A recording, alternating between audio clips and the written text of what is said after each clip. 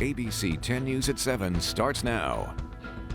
No stay-at-home order yet for San Diego County, but it could be just a matter of days. Good evening. I'm Kimberly Hunt. And I'm Steve Atkinson. Those new restrictions will kick in when the ICU capacity at Southern California hospitals falls to 15%. Our ABC 10 News reporter Jennifer Dela Cruz shows how local business owners are preparing for the axe to fall.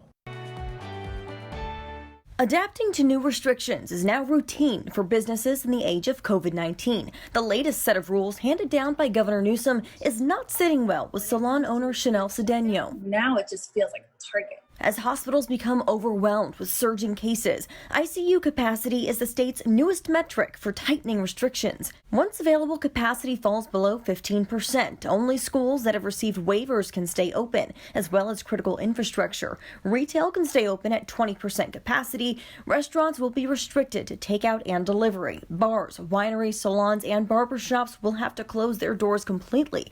Cedeno says her Beautiful You salon in Barrio Logan is already implementing every safety measure asked of them. Makeup services. This is our salon floor. Hi, Erin. Everybody who comes in, it's one-on-one. You know, how we run our business is very clean, very sanitized. Cedeno says the new rules are unfair since the county's numbers indicate salons and barbershops only make up 2.5% of community exposure settings. Like a lot of these cases are just coming from people's personal lives and not following the rules outside of where they come in to go to businesses. The timeline is still uncertain for when she'll have to close. Until then, they're moving up appointments before it's too late. We are making our reach outs to have them come in today and tomorrow. We're San Diego, we got this. We're all in this together. Jennifer Dela Cruz, ABC 10 News. And the Sheriff's Department says it will continue its current level of enforcement when that new order kicks in.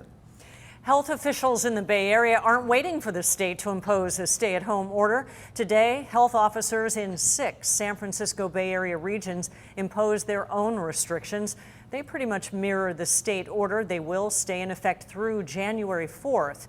The health officers say waiting until ICU capacity drops to 15% will be too late. And San Diego County hit a new one-day record for cases today, topping the 2,000 mark. We've had more than 1,000 cases in 12 of the last 14 days. Our total number of cases now stands at 88,000.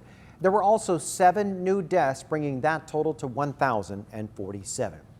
A San Diego woman who took part in Moderna's COVID vaccine trial is now sharing her experience. Although it's a blind study, she is convinced she got the actual vaccine. She tells our Lindsay Pena she's hoping that her story will encourage people to get the shot when it becomes available. Back in the summer, American biotech company Moderna started some of its phase 3 trials right here in San Diego. Leslie Sullivan was one of those patients. I thought, well, why not me?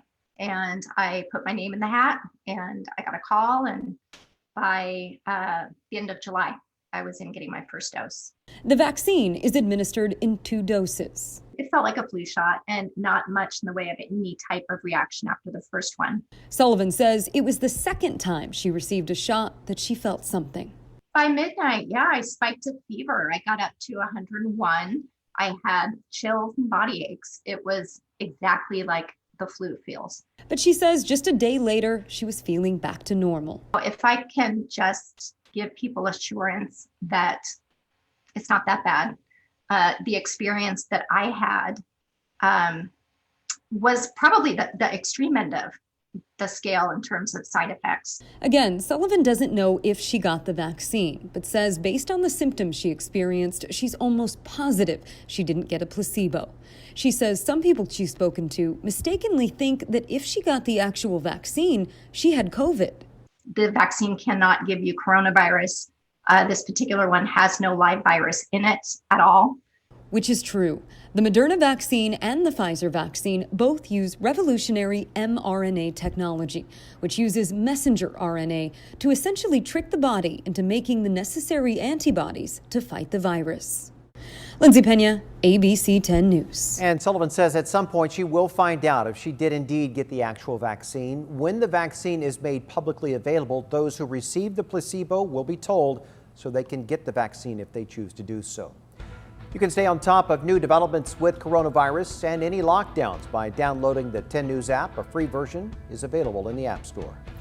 There are still unanswered questions tonight about a shooting in unincorporated El Cajon.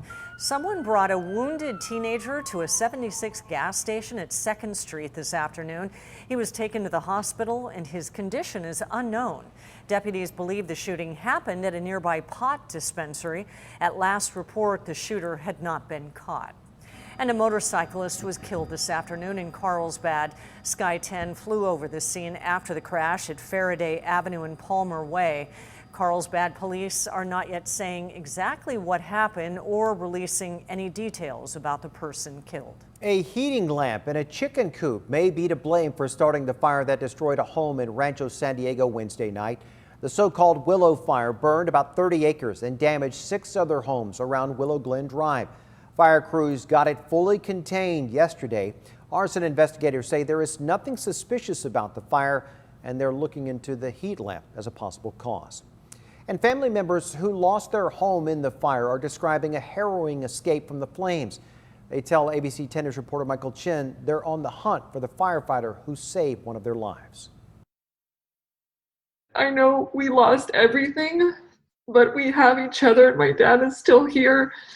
And we are so grateful. 2 days later, an emotional Gwendolyn Pavlik described to us her father's narrow escape from the flames. I think we're all in shock still. That night, her mother was staying with her in Carlsbad. Her father, Doug, fast asleep in his home on Wind River Road in Rancho San Diego. When the fire started racing up a hill within minutes, Doug woke to a loud knock. By the time he got to the door, the kitchen was on fire. The fireman said, "You need to go." And when he went upstairs to get the keys and his wallet, the fire came through the windows of his bedroom. Gwendolyn says her father has dealt with back and foot issues. And my dad, who can't run physically, somehow at that moment could. Doug was able to drive away to safety. From a distance, he watched as his home of 33 years burned. 6 other homes damaged from the heat and smoke. It's kind of heart-wrenching because that house was in our lives for so long. It feels like a family member. On Thursday, Gwendolyn and her parents surveyed the damage. Nearly everything lost. My dad's the kind of person that still prints out pictures and puts them in albums, including thousands of family photos. Outside the home, they prayed. Gwen's mother telling her they will rebuild. She said, "Okay, God gave us this house, and he's going to give it to us again." As for their biggest blessing, her father's safety, Gwendolyn now trying to find the mystery firefighter who woke her father. I just want to say thank you so much. I don't know if you're real or if you're an angel. Michael Chen, ABC 10 News. And so we can get them together. That home was insured, but we're told little, if anything, inside was salvageable. Those firefighters are angels. And we got another reminder today how quickly the wind can spread a fire. Took just minutes this morning for a house fire to become a brush fire on Sandia Creek Drive in Fallbrook.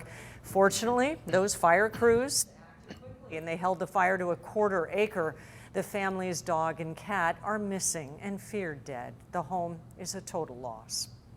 Fortunately, the winds have died down enough for the National Weather Service to cancel our red flag warning. Meteorologist Angelica Campos is joining us now with a look at the conditions. Angelica? Hi, Kim. A much needed break for our county. The winds are light tonight as we take a look at the current conditions. You can see those conditions are still very dry, but the winds are not as strong as they have been.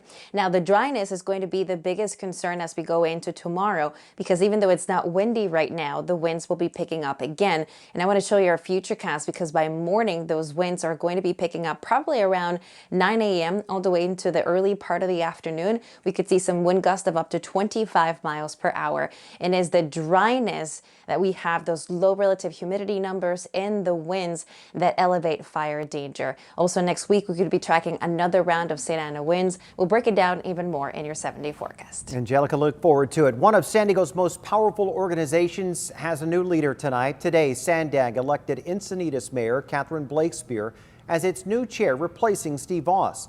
She had been serving as vice chair for the Regional Planning Agency. Blakespear will take over January 1st.